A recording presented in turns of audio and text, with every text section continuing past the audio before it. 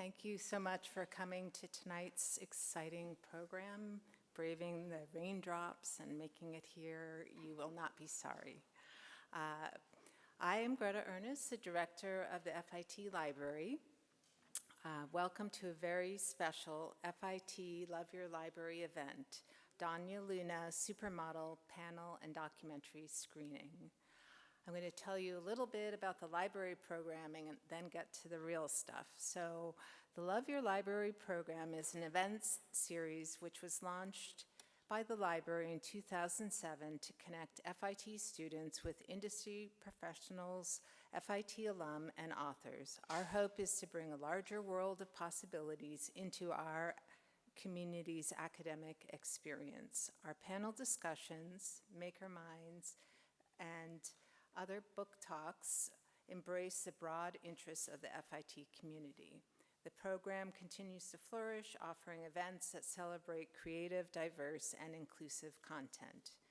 The FIT Library now captures and makes available the content of many of FIT's events in Archive on Demand, the library's own streaming service.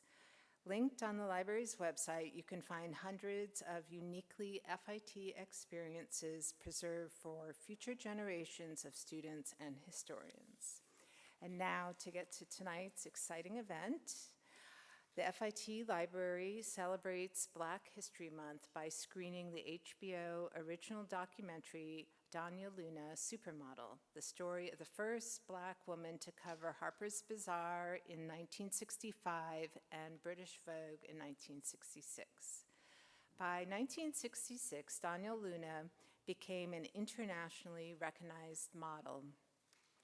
American Vogue named her Model of the Year. In an article titled "The Luna Year," Time magazine described her as, quote, "a heavenly body who, because of her striking singularity, promises to remain on high for many a season. Donyale Luna, as she calls herself, is unquestionably the hottest model in Europe at the moment. She is not to be missed if one reads Harper's Bazaar, Paris Match, Britain's Queen, and the British, French, and American editions of Vogue," end quote. Many of Donyale Luna's groundbreaking accomplishments have been lost to time until now. This documentary was created to celebrate her life and the major contribution she made to the fashion industry, which includes opening the door for many other Black models with similar aspirations. Before tonight's screening, a panel discussion about Luna's legacy and the trials and triumphs of the Black model and more will be moderated by FIT Library's very own Monica Williamson. I'd like to give Monica a special shout out for being the inspiration and mastermind behind this event, and special thanks to Jen Brady, who worked to make Monica's vision a reality.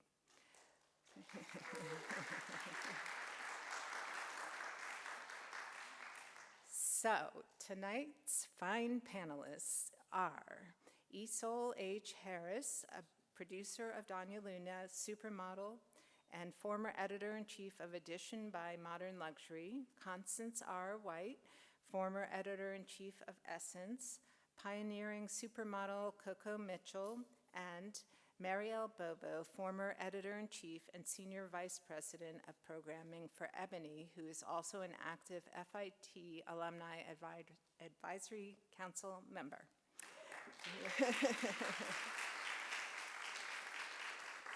It is with great pleasure that the library presents this panel and Donyale Luna's fascinating story to the FIT community. So, Monica, bring it on. Please rise for Lift Every Voice and Sing.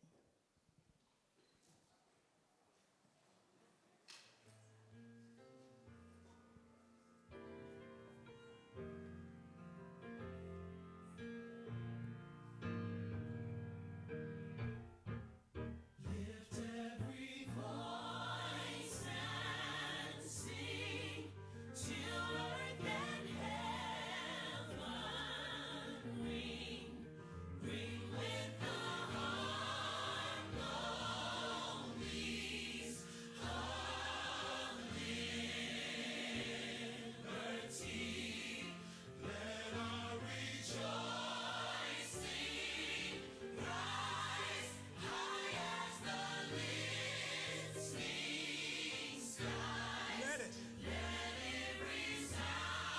town.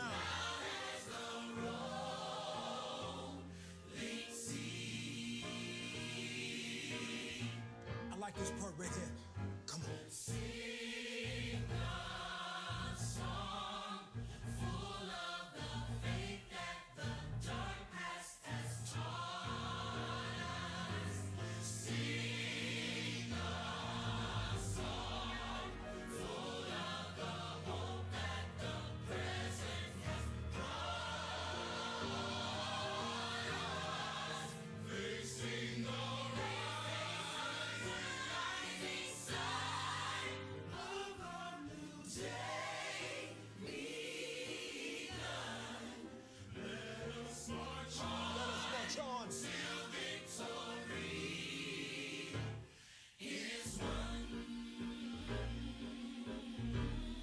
Something to it, just to encourage you. We're gonna take you to church later. Let's go! We'll keep marching, fighting till the victory's won. To all my brothers out there, hold your head up, brother, till the victory's won. To all my sisters in the struggle, keep believing, sister, till the victory's won. Till that day, hey, let us march on to victory. Till victory.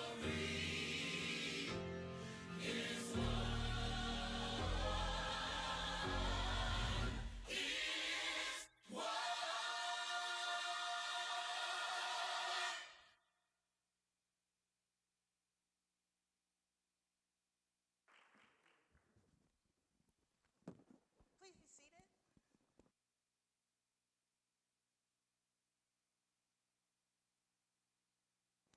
Is this better? Oh, is this thing on? Mic check 1 2 1 2.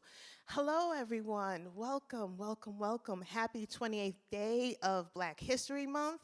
But you know, if you have a lot of melanin popping, history happens every day. Yes?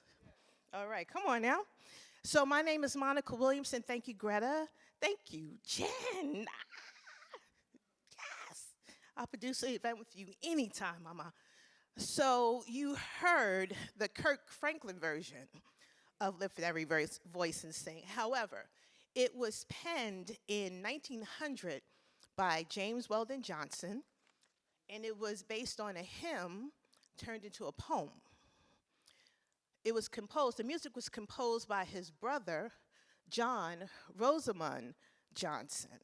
Now, at the turn, let me see, his brother composed the lyrics, the music for the lyrics. A choir of 500 school children at the segregated Stanton School, where James Weldon Johnson was principal, first performed the song in public in Jacksonville, Florida, to celebrate President Abraham Lincoln's birthday. At the turn of the 20th century, Johnson's lyrics eloquently captured the solemn yet hopeful appeal of the liberty of Black Americans, set against the religious invocation of God and the promise of freedom. The song was later adapted by the NAACP and prominently used as a rallying cry during the civil rights movement of the 1950s and the 1960s. Lift Every Voice and Sing is commonly referred to as the Black National Anthem, upgraded from the Negro National Anthem, okay? And let's put it in context. So if Lift Every Voice and Sing was composed in the 1900s, the Star Spangled Banner was, I guess, legislated by Congress in 1931. So let's do that math, yeah? Let's do that math, okay. I work in the library. We're gonna learn something here today. Please know that. please know that. Please know that. So I am delighted to be here, and I am delighted to be on this stage, and I'm going to start the intro to the panel with an exercise that the late, great Andre Leon Talley, in his very space, over in that corner over there, that stage, just grounded the whole experience. So please pardon my mind, and please pardon the time, but please don't charge it to my heart. This is for all those who have come before, those who are present, and those who continue to move the work forward. Naomi Sims, Beverly Johnson, Norma Jean Darden, Pat Cleveland, Rashumba, Veronica Webb, Lana Ogilvie, Gail O'Neill, Andre Leon Talley, Beth Ann Hardison, Tukey Smith. Let's go. Any other names? Maureen Gallagher. Any other names? Any other names? Alva Chen, yes. Karen Alexander, yes, yes. Billy Blair, yes, Billy Blair. So, Christy, and I want to say Miss Coco Mitchell, if you can take your stage.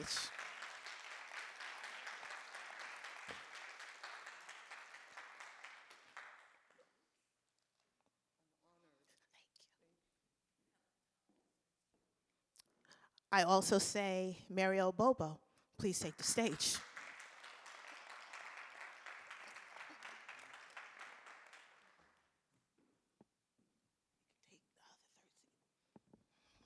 Constance White, please take the stage.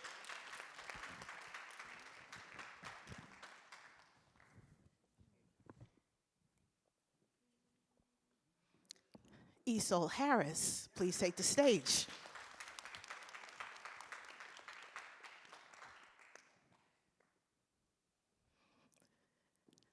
And it is done. And it is done.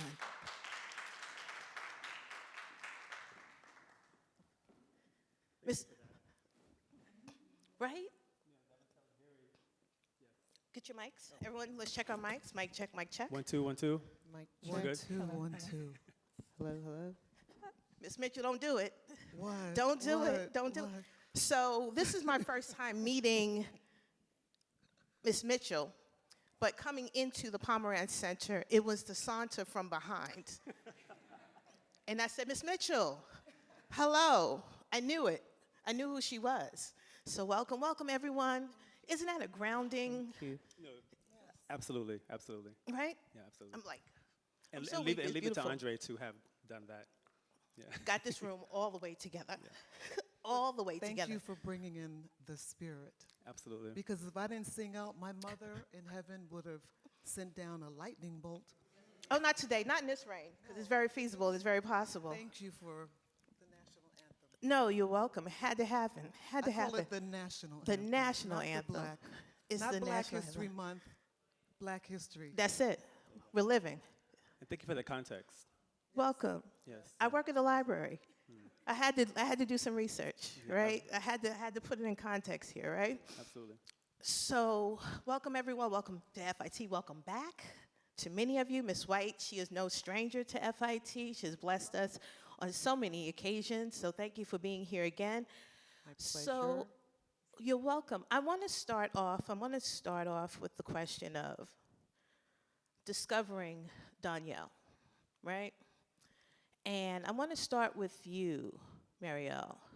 How did you discover Donyale Luna?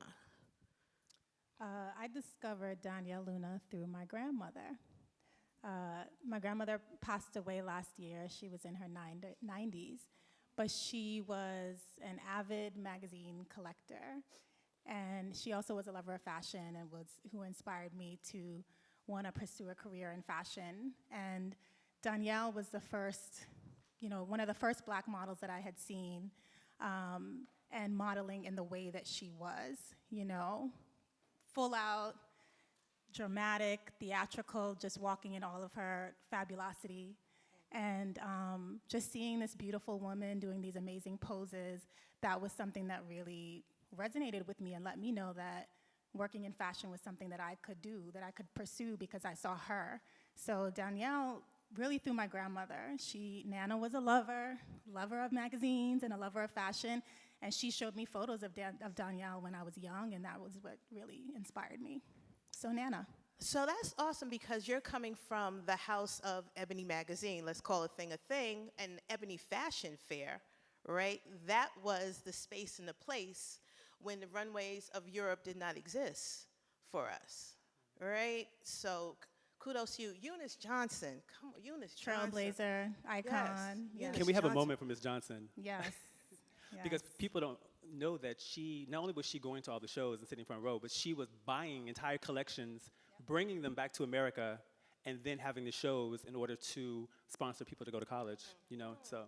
And then also— Please clap it up for that. Come Yes. on, fashion and college, yes. FIT, makes sense, the connection here, yeah? But here was a black woman from America who was also helping, I think, Yves Saint Laurent finance his business. You know, so she was like, not only was she was in that behind the scenes and in front of the scenes, you know, so she was so instrumental. And her story has not been fully told, I believe. Next film for you, perhaps? film. Okay, I mean, looking for another project. So, Constance White, your career in print media is extensive, to say the least. We're talking about all the big three letters, WWD, you know, Wall Street Journal, and Essence. How did you discover Donyale? I'm glad you asked that question because it sort of reveals something about why we lost her, and we're so grateful to Isoul and his co-producers for finding her in this way. I was back in the 1990s. I was working at the New York Times, and I decided to do a book on black style. And I was approached to do this book, and they said, we want you to do a prescriptive book for black women. We want it to be similar to the book that Elsa Clench did. And I said, well, that's nice, but to tell you the truth, I'd rather do a book on the history of black fashion. And they said, Wait, what history, Like right? what? Was that the question? What history is who's it? going to buy that? Oh, wow. And so I said, well, then I'm not interested. And then I thought about it for a while, and I said, oh, I know what I'll do. So I went back to them. I said, what about if we split the difference? I'll do a book which covers both. So it will have a bit of history in it, and it will have what you wanted, the prescriptive stuff like how-tos. So they said, okay, yeah, we'll do that. So I started doing research, and remember, at the time, this was pre-internet. So a lot of my research was original research. I was a bit hemmed in by the fact that I had a full-time job, and I was like up till 2 a.m. like doing the book, and also the book had to be, per the publisher, it had to be both things. So I had about half of the space to write the book. So my research could only go so far, but I was researching at the Schomburg. I was researching every book that I could find. And one of the things that was especially helpful is, and talk about someone else who, we should really respect and honor and clap it up for, is Lois K. Alexander, who was the founder and the curator and the funder and everything else of the Black Fashion Museum. And I know some of you are saying, like, the what? Yes, there was such a thing by this indomitable black woman who decided to do this in her later years, and you walked into her brownstone in Harlem, and she had like a full museum in there. And were it not for her, a lot of the information that many of us are now, or many of you are now hearing and around the country, is now on the internet. And a lot of museums having some of these samples to show is directly related to Lois Alexander doing that, because no one else was doing what she was doing. No one cared, no one had the resources, no one had the foresight. And so, long story short, it's already a long story, right? It's a great So story. I'm doing all this research, and I come across this model. I'm like, okay, who were the first black models? So of course Beverly's name came up, and I'm doing research both first person with some designers who have now passed away, and some of them who are retired in nursing homes, have gone back to Philadelphia or wherever they came from. But at the time they were very vital and still held very important information for us that I didn't want to be lost either. And in doing this research, so there's Beverly, there's Naomi Sims. There were still some people around who knew them, of course, and knew Naomi. And I'm walking down the street, and I see a magazine cover, which, I don't want to touch it because of who's selling it. Like, where did you get this magazine cover? Of this gorgeous, gorgeous, gorgeous black woman. It was Naomi Sims on the cover of Life, which is now very common to see because it's all over the internet. But believe you me, back then, it was like, holy mackerel. I found gold, like on the streets, not in any museum. So somewhere, someone had told me, and/or I had read, that there was this black model who was also among the first, possibly the first, named Donyale Luna. She did, now to really speed up the story, she did not make it into my 1998 book. Naomi, I talk about the two Naomis who are sort of bookended the incredible models and modeling of black women. Naomi Sims, and we were at the height of Naomi Campbell, who I pointed out in the book had begged, called up certain people and had begged to be on a cover. You've heard it, I'm sure, Coco, right? And, was refused. So they told me about, there was this woman named Donyale Luna. But when I researched her, and, I'm searching for her and evidence that she existed, I'm like, but this woman looks white. Are they sure? And I had nowhere else to go and get it confirmed. She looks white, or she looks like she might have been, as she had called herself, Polynesian, or something. Oh, she pulled the Tiger Woods, yeah? She pulled a Tiger Woods, but the interesting part, Monica, is the history that we should know is when she did those covers, they did try to make her look more European and white. All right, don't give the film away. All right, okay. Because I don't want to give the film away, right? I want to talk about process. I want to talk about. So, Coco Mitchell, I'm telling you, the walk Yes, was darling. fierce. In the rain, fierce. You never How did know. you discover Donyale Luna? Okay, how did I discover Donyale Luna? Is my mic on? Okay, because I hear myself. First of all, I didn't know what a model was when I first started. I didn't know that was a job. I didn't know those people in those books. I thought they were beautiful people.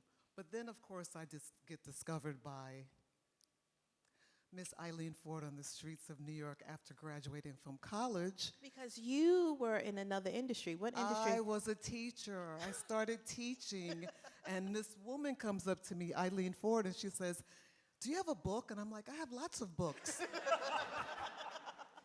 And she laughed just like that, but I was raised to never take offense. You never know what might happen. So she tells me about being a model, and I told her, I'm going to be working in a Catholic school. I'm going to make $227 every 2 weeks. And she's like, you could make that every 15 minutes.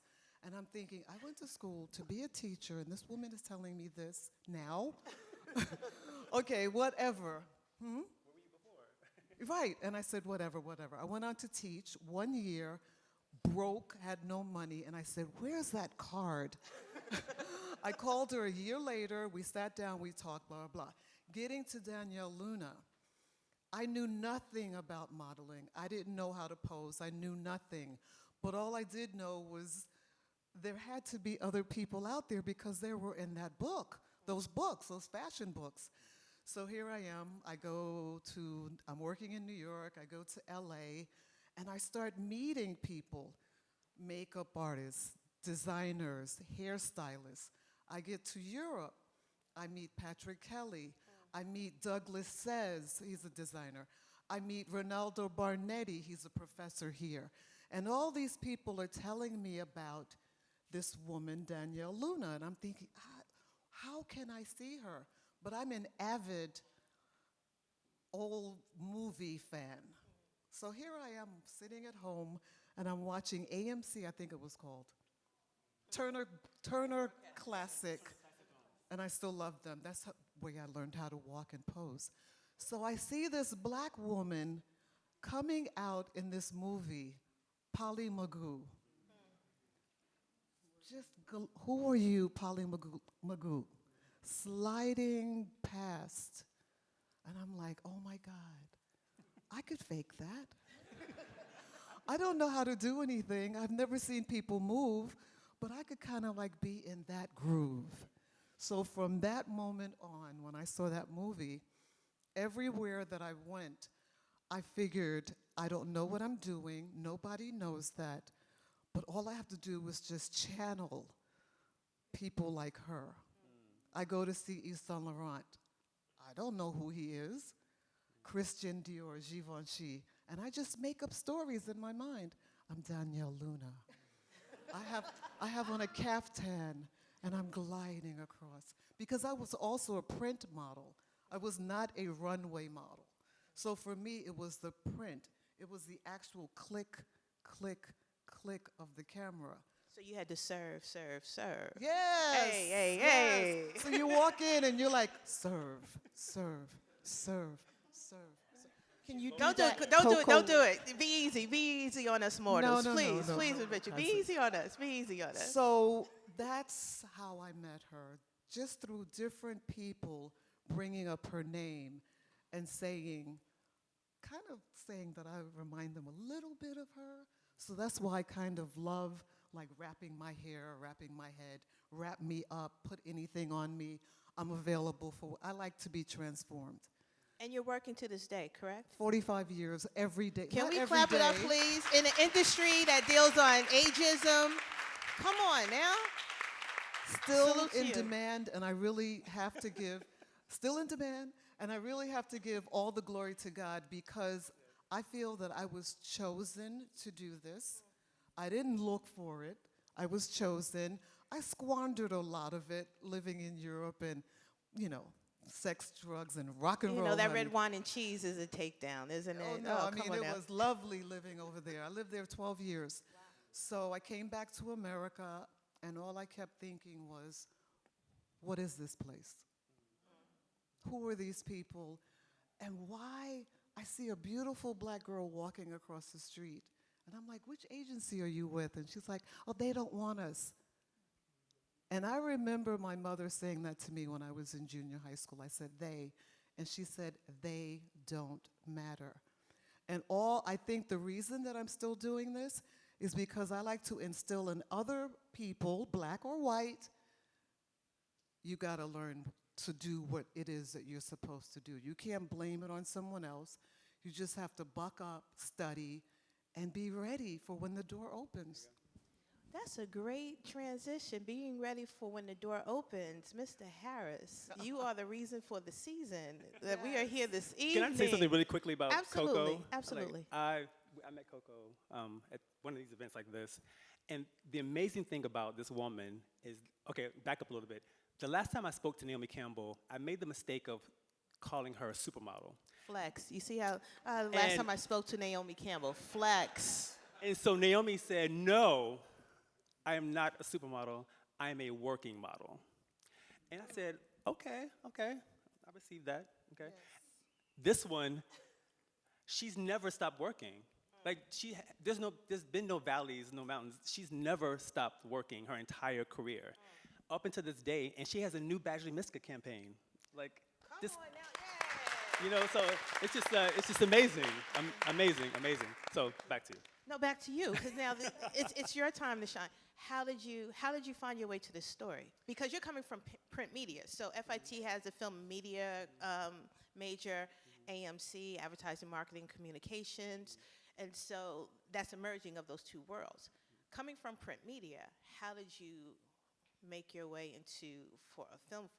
How did you make your way into film? So Donyale found us somehow. So just to take you back, I was the editor-in-chief of a magazine called Uptown Magazine. And thank you.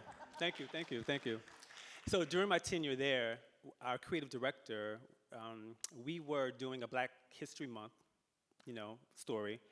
And we had the charge of, I was like, let's find someone new.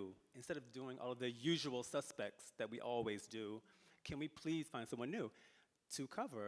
And that was, so Monday morning during our editorial meeting, our creative director came back and she said she had gone to, I think it was some kind of exhibit, a museum exhibit, and I think it was on fashion, black fashion, and there was a little corner, like a paragraph on this woman, her name was Donyale Luna, and apparently she was the first black woman to be on the cover of Vogue. And so we all were like, that's not possible. Like, how is that?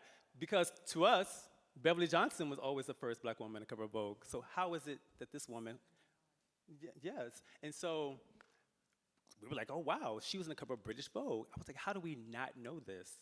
You know, all of us at that table, we were all in media, in fashion, and entertainment. And so we were kind of blown away at our ignorance of not having known this woman. And so after that, we did a story on her. And a few weeks later, her original manager / best friend, Omar, who's in this film, he called us. He got in touch with us. And he was like, oh, wow, I can't believe you did this for Donyale. This is so great. And so after that, I looked at the creative director, Melissa, who became my producing partner. And I said, Melissa, this is bigger than Uptown. I mean, we have to do a documentary. Now, I had never done a film in my life. I didn't know anything about making a film, but I just knew, God gives you visions, and I just knew this had to be a film, and here we are. I just kind of made my way into it. Can we clap it up for that? Just stepping out on faith, right? Pursuing your purpose, pursuing your interests, right? Whatever feels good, step out. I honor and salute that. I must say, it really is about taking just one step forward, because once you just take that one step, then the universe meets you. And I know people say that all the time, and it sounds cliche, but it's so true. Because once we started that first step, everything just started coming. It's that energy. You put the energy out there to receive it. I don't want to give away the film, but my goodness, can you talk to the director? Starting off the way that the film started. First off, I just want to acknowledge the loving offerings, everyone in the film. Like Constance, you speak of Miss Luna, even though you never met her, right? But you speak of her with such love and reverence, and it's so authentic. Yes, please, yes. We belabored over that because we did not want this film to be typical in any way. We didn't want it to be like the same kind of story of the model hits the high life and then she has a tragic ending, And Donyale was much more than that, as is everyone is much more than that. No one is the sum of, their behaviors. But we were very adamant about Making her human. Making her human, but not being judgmental of her life. It was not our, our job to judge her. It was our job just to present her story to you, and you make your own judgments about her. So the direction I thought was phenomenal because the story is told in a linear fashion. However, it's a 360. So you start kind of like at the end, and then you make your way. All right, I told you about the film, right? Okay, that's all I'm going to give you. That's it. Because the opening was like, my goodness, for someone to be born, like a parent's love, right? A parent's guidance, no matter how good or bad. If you grow up with your parent and you have conscious memories of that, that sticks with you. So to grow up and not have any idea of who your mother is, no idea whatsoever, because she has gone before you even uttered your first word.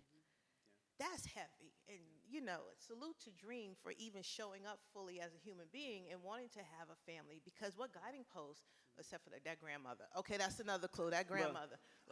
Enough. Thank you, Ms. Mitchell. Dream is Donyale's daughter, and she was very gracious to us, and she opened her life up to us. So many people had asked her to do this story for years, and she turned them all down. But she wanted to work with us, and we're so grateful for that. That's amazing. That is amazing. How did you amass the persons who were in the film? Because everyone there knew her intimately, Right, very well, very well. And those who did not, like Ms. White, there was such reverence because you'd done the research.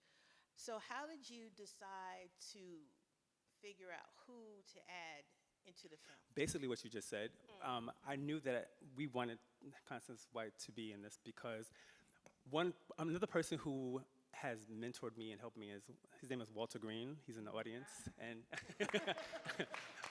you'll see his name at the end of this film. He and Andre Leontali actually helped me a lot on this film. But Walter has a lot of reverence for Constance. And I just knew that Constance had to be in this film because who she is, just as a black woman in this industry, and she can bring all that context to this film, and just with Donyale, but in everyone else. And we also did not want this film to be a parade of talking heads, with people who had nothing really to do with the subject, And I think everyone in this film who is on screen has something really relevant and meaningful to say. They about do. Donyale. They do. They do. My next question is, and I want to start with you, Marielle. If you were able to say one thing to Donyale, that's a bit broad, right? Okay. One thing, be it about life, be it about career, be it about her presence as a human and her contribution to the fashion industry, what would that one thing be? Oh gosh, I mean, there's so much. One thing. All right, two. I'm feeling generous. All right, two. First, I would start by saying thank you.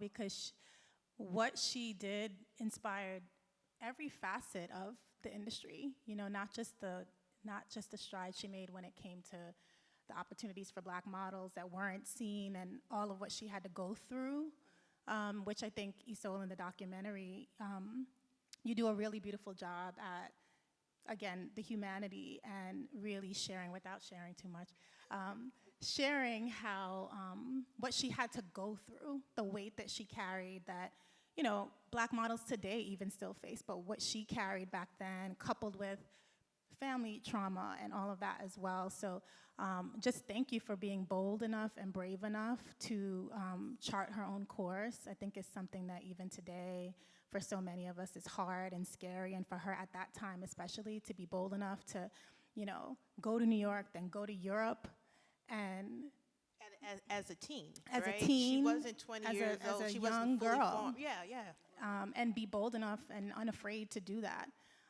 So thank you for, following your dreams and being unafraid to go that path, and inspiring so many of us, I think, in turn. And then I think the other thing I would say is, we see you and you are enough, because she faced so much rejection. She faced, so many people saying no, and just imagining the impact that has on you as a person when you're getting constantly told you're not enough, you're not beautiful enough, being erased, as Isoul mentioned, from covers, and not seeing her, being lightened.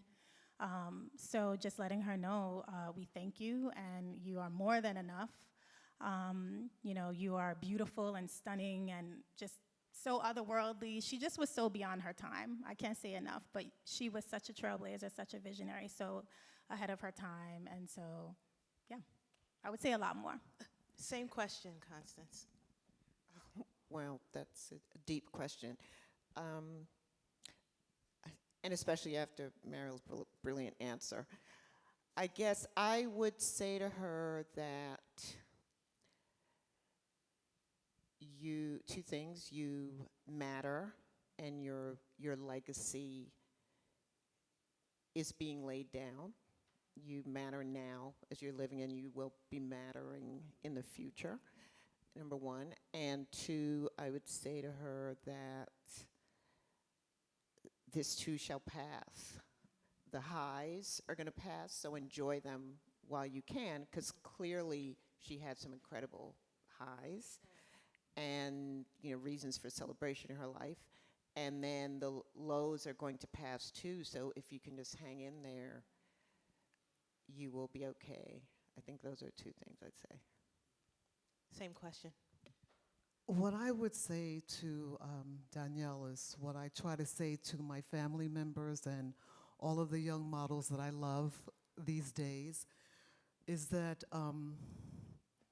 you have to have courage, like you said. You have to have courage. You have to step out. You have to take a chance. But at the same time, going out there, see, I wasn't raised with a father and a mother, but two strong black women. And the thing that they taught me, and also I was not a child when I entered into this realm of fashion, which is horrible.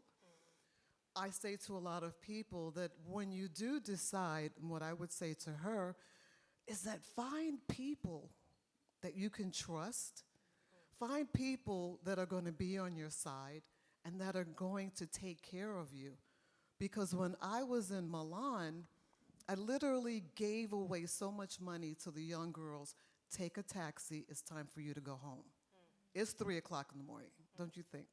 So, and I would just say thank you to her for, stepping out and going to a foreign land. I mean, I've done that, and people don't even ask, how did you do it? You don't speak the language. They send you on 10 million go-sees. No one's, after a while, you go in a car, but you have to earn that. But I just want to thank her for being there in that movie and doing other things that inspired me, and that I wish that I was there to say to her, come over here, let's sit down, let's talk. You're too young to be here. I would be her big sister. Jen, do we have, okay. All right, so, Mr. Harris. What would I say to one her? thing. I would tell her that you're brilliant, because Donyale was led by her imagination. And I just read this quote recently that said, our most precious resource is our imagination. Come on now. And Donyale was a woman, and you'll see in the film, at 16 years old, she created this persona. And oftentimes, in this world, unfortunately, when a person of color creates a persona, they're labeled as a fraud. They're self-loathing. They don't love themselves. But when a Caucasian person, a person in the mainstream, creates a persona, which happens all the time, they're labeled as geniuses. Donyale Luna created this at 16 years old, and it took her around the world. The movie Mahogany was based on her life. Thank you for bringing that up. Come on now. You know, Thank you so for bringing that up. all these Yes, things, yes. and so her imagination, she was led by her imagination. She was a brilliant woman. Unfortunately, she was not lauded for it the way she should have been. Ahead of her time, like so many others, right? We kill our pioneers. So unfortunately, she had to pay that price for those who came behind her, So, but fortunately now we are recognizing her. And hopefully this is the first of many films. If we can have 30 films about Elvis Presley and Andy Warhol, we can have at least 5 about Donyale Luna, please,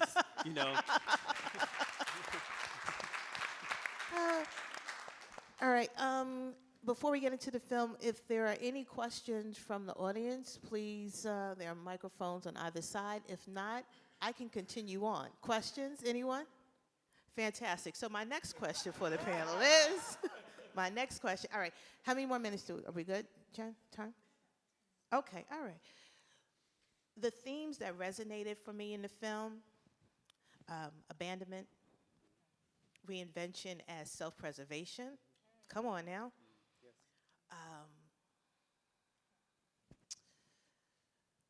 That's actually a very good one. Oh. James Baldwin said that, to be a person of color in this country, you have to create a persona Let's go. in order to survive. Yes. It is self-preservation. Dual consciousness. Yes. There you go. I do it every day. Don't we all? Don't we all in every way, shape, or form, right? Other themes that resonated for me, and just when you don't have, to your point, the support system. So Donyale Luna would have been huge had she been around in the era of Beth Ann Hardison, being able to advocate with the Black Models Coalition, right? She could have been a mentor, right? So I think about how that safety net wasn't in place because she was the first, because she was the pioneer, because she was the trailblazer. So I thank and think of Beth Ann Hardison, and please see her documentary, Invisible Beauty, if you have not had an opportunity to do so. That's another incredible story to tell.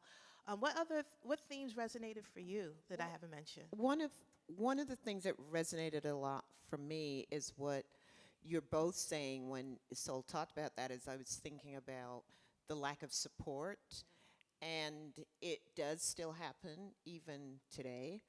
And when you have models who ideally from the industry's point of view are told to start their careers at 14, 16, both women and men, well, in that case, girls and boys. And we know that they are in New York, they're in Paris, they're in Milan, or they're going from appointment to appointment without any support there to guide them and to keep them out of danger. And so a lot of that happens and happened to her. I think that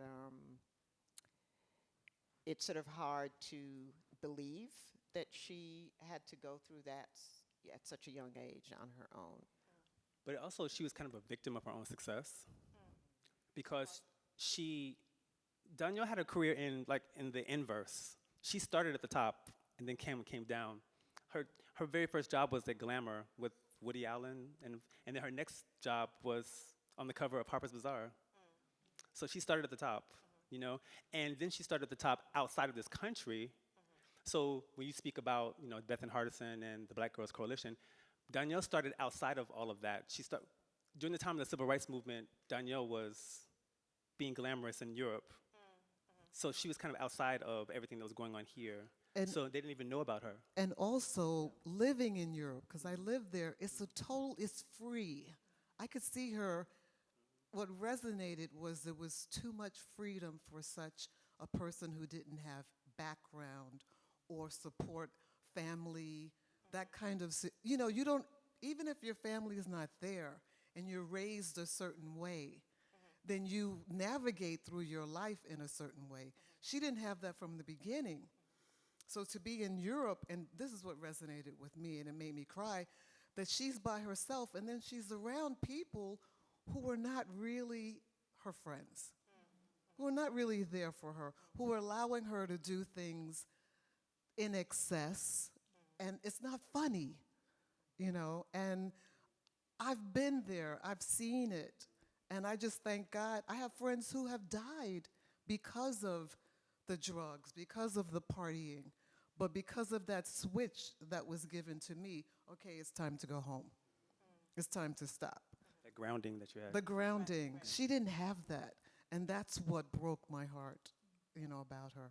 And I struggled when I was first when I was totally geeked that I had to connect to this documentary, and you want to come to FIT? Let's make it happen.